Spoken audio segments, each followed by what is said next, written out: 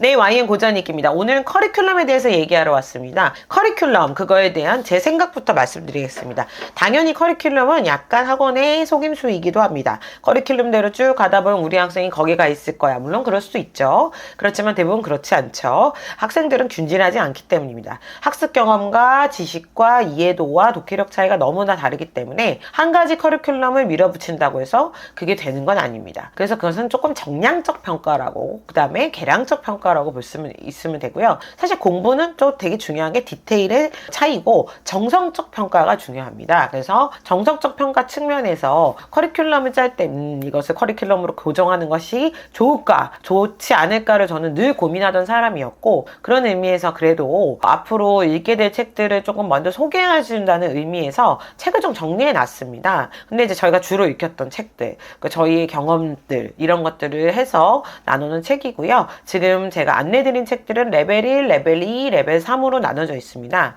레벨 1, 2를 섞기도 하고요. 2, 3을 섞기도 합니다. 1, 2를 섞는 이유는 조금 복잡한 책을 읽었어. 그랬는데 그 다음에 조금 그 사건의 전개가 가벼운 책을 읽을 수 있고, 저는 기본적으로 무조건 국제 문학, 그러니까 문학을 많이 익힙니다. 문학을 많이 읽는 게 굉장히 도움이 돼요. 우리 애 비문학을 못하는데 왜 문학을 많이 익히죠? 문학을 읽어야 문학의 기승전결, 문학의 맥락적 읽기, 독해적 읽기가 비문학 독해에 도움이 됩니다. 그래서 문학을 읽으면서 비문학 지문이나 기사를 가져오고요. 도표를 가져오고 연계 분석해서 읽게 되는 것이 가장 좋습니다. 짧은 비문학을 빨리 독해하는 방법이 지금 중요한 게 아니라 맥락을 읽는 훈련을 해야 되기 때문에 지금은 문학을 더 많이 익히는 것이 사실 좋고, 초등학생 경우는 문학 많이 읽어도 돼요. 사실 초등학생 비문학 읽혀봤자 설명문 같은 거거든요. 설명문은 우리가 뭐 매뉴얼 읽듯이 읽을 이유가 없어요. 지금 초등학생한테는 문학을 읽으면서도 거기에 관련된 사회 쟁점과 시대 배경과 이런 것들에 호기심을 갖고 그 문학에 푹 젖어들게 하는 것이 굉장히 중요하고요. 중학생의 경우는 3권 정도 읽으면 비문학을 1권 정도 넣는데요. 일단 이것도 어느 정도 균형을 맞추려고 한 건데 사실 문학을 더 읽어도 됩니다. 그리고 비문학 책이라는 건 이제 과학책이나 이런 것들은 특히 고정해 놓을 수가 없습니다. 왜냐하면 과학적 지식이 과거에는 그 사람이 그 이론을 썼을 땐 맞았는데 지금은 다른 게 있어요. 달라진 게 많죠.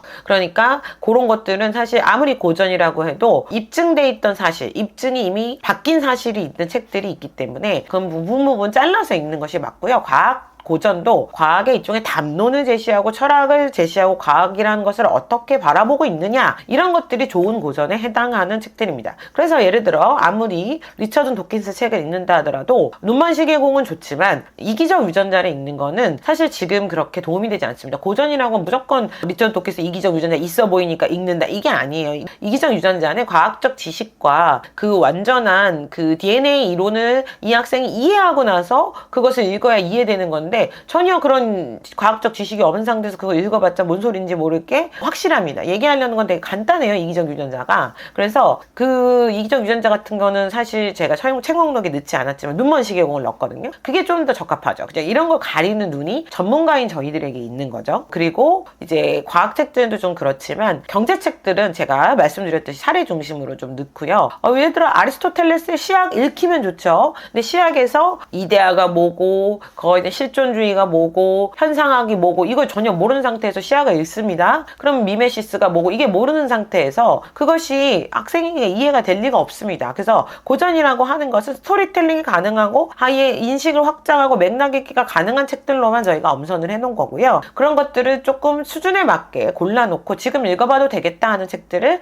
정리해 놨습니다. 그래서 이런 고전들은 레벨 1, 2, 다시 말씀드리면 레벨 2, 3, 레벨 1, 2는 중1, 중2, 2, 3은 고등학생과 중3 정도로 많이 읽히는 편이고요. 고등학생도 레벨 1을 읽기도 해요. 왜냐면 너무 책을 읽은 경험이 없는 학생은 그렇게 됩니다. 초등학생 중에서도 레벨 2, 3을 읽기도 하는데 지금은 레벨 1에도 책이 너무 많아서 그 책 읽기가 굉장히 바쁘고요. 초등학생들 같은 경우는 제가 문해력 특강하는 학생들, 문해력 보충하는 학생들 있어요. 그 친구들은 박완서 소설을 다 넣어놓은 이유는 박완서 선생님 소설이 쉬운 게 아니에요. 박완서 선생님 소설에 나오는 모든 담론이 지금 교과서 중학교 시험에 나오는 문학의 담론과 거의 유사해서 그래요. 그 담론 다 갖고 있어요. 이분이 오래 사셨잖아요. 이분이 오래 사시면서 근대 개화기부터 일제강점기 6.25 산업화까지 겪으신 분이라 그 모든 걸 망라하는 책들을 많이 써서 초등학생들한테는 그런 일종의 한국사의 이해의 배경을 바탕에 둔 그런 소설을 익히려고 아무래도 박완서 선생님 소설을 해놨고요. 다른 작품도 마찬가지로 근현대 한국사와 세계사를 좀 알고 있으면 작품 이해하는데 굉장히 풍부한 도움이 됩니다. 그래서 저희가 세계사 한국사 특강을 마련한 게 물론 이것이 이제 나중에도 설명을 드리겠지만